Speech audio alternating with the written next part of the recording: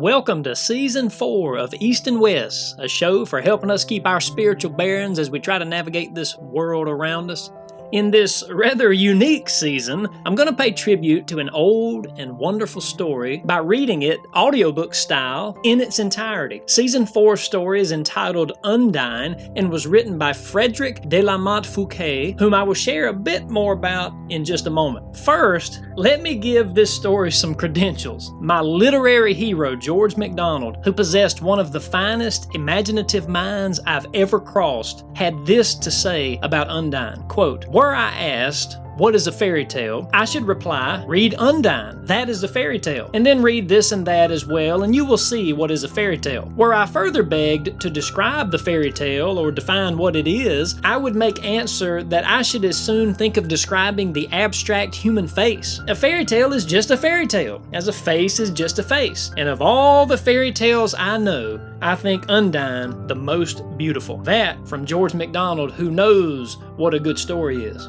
A new film version of Undine recently released in 2020, which I have not myself seen. But acting out this classic tale is nothing new. Audrey Hepburn played Undine on Broadway at the 46th Street Theater. Her Broadway play was spelled Undine with an O. The play opened February 18th, 1954 and was directed by Alfred Lunt. The production earned 2 Tony Awards, Best Actress for Hepburn and Best Director for Lunt. Now to be clear, old stories breathe at a different pace than modern stories. This is true of books and cinema. Try watching Michael Curtis's 1942 classic Casablanca, for instance. It's an amazing film and an enthralling story, but you have to give it a chance to get traction, and you have to be alert enough to catch the subtleties. What old movies lacked in special effects, they made up for with great plots and great dialogue. Perhaps what old novels lack in shelf appeal and hook you on the first page ability, they make up for with that deep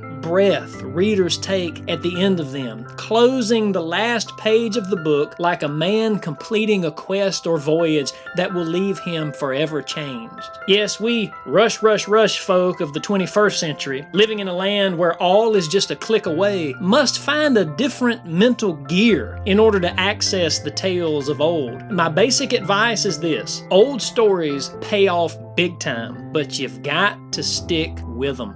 Now for a few facts about the author of Undine, and much credit to Susan Halstead and her wonderful post on the British Library's European Studies blog for the following information. Friedrich de la Motte Fouqué was born in 1777 into a family of Huguenot origins. He was the grandson of one of Frederick the Great's generals, and Fouqué abandoned his collegiate studies in 1794 to fight in the campaign against Napoleon Bonaparte. See, manly men, soldiers even, can and do and have for millennia been writers. I mean, it was, after all, the mighty King David who wrote the poems that we know today as songs. Fouqué published Undine in 1811, which was 2 years before Napoleon's defeat by Prussia in the Battle of the Nations at Leipzig, Germany in 1813. Within 3 years, the story, Undine, had been adapted into an opera by Ernest Hoffmann, and in 1817, George Sand translated it into English. Undine's original language was German.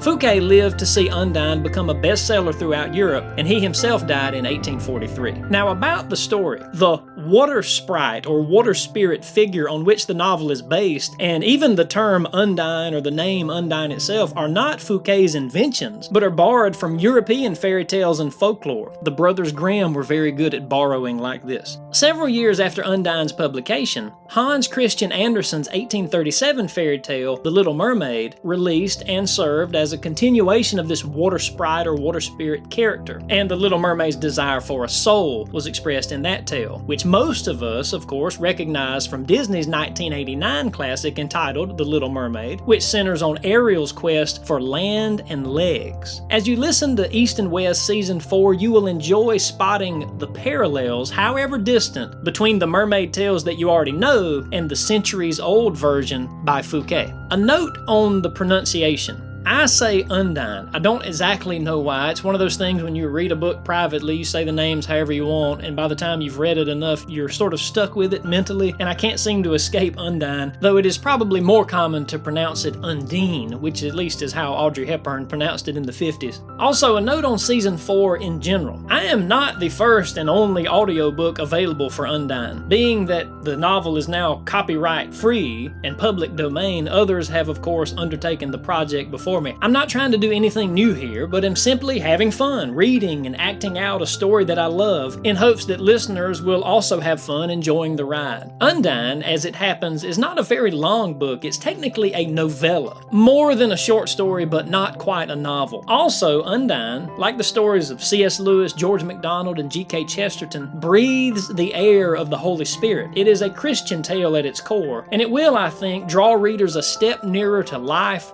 to courage, to truth, to honor, and especially to God. I hope you enjoy.